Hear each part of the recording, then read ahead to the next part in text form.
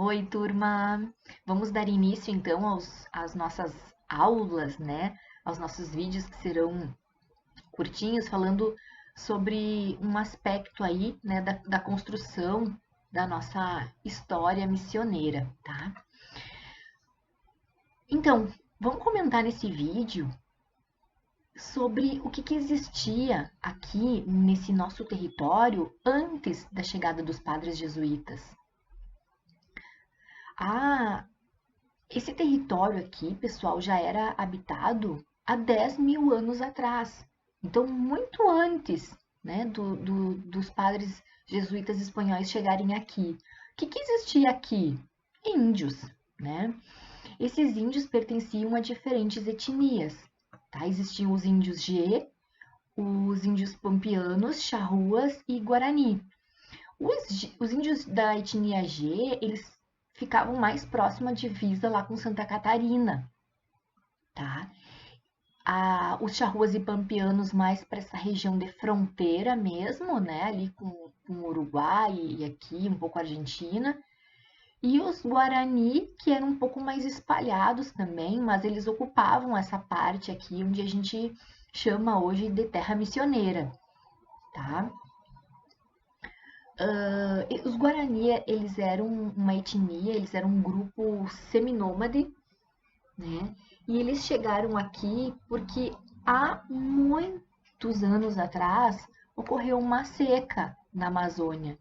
E de lá eles foram baixando, né? Foram descendo pelos rios, procurando um território onde eles pudessem, então, se estabelecer, mesmo que temporariamente, né? Então eles foram descendo até chegarem ao rio Uruguai, tá? Os pesquisadores dizem que o primeiro ponto que eles ficaram foi próximo ali à cidade de Itaqui, né? Cidade do nosso colega Túlio. Foi entre São Borja e Itaqui, né? O primeiro local assim onde eles permaneceram.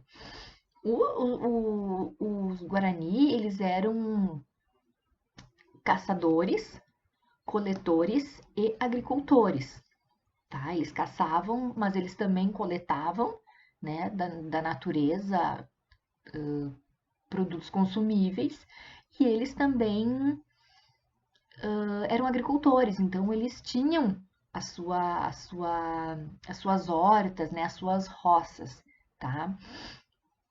Eles, quando chegaram aqui, eles exploravam as matas.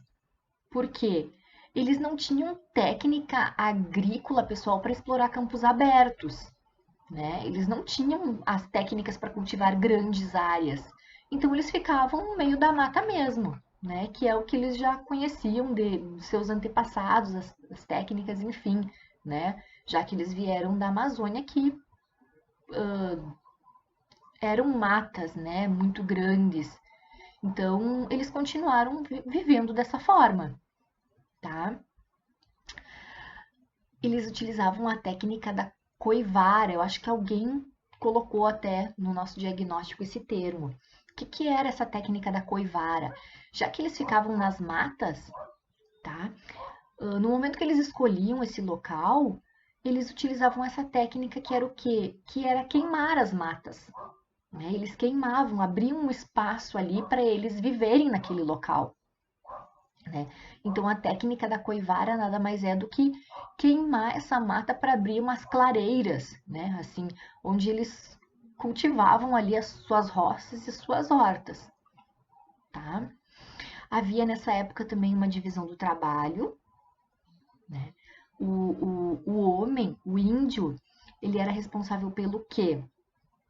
Os homens, eles eram responsáveis pela caça, pela pesca e também pela confecção dos instrumentos de trabalho, né? Ou seja, eles criavam, eles produziam os instrumentos para pescar e para caçar também.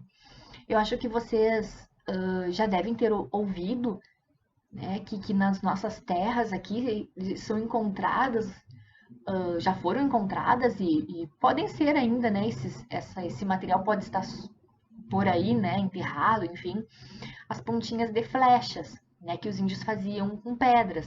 Então, eles trabalhavam a pedra até ficar no formato de uma flechinha, certo? Então eles produziam, era o homem índio que produzia isso e ele que ia caçar, né, e pescar, tá? As mulheres, né? Ah, o homem também era responsável pela essa técnica da coivara, tá? Eles que abriam essas clareiras. Mas quem cultivava essa terra eram as mulheres.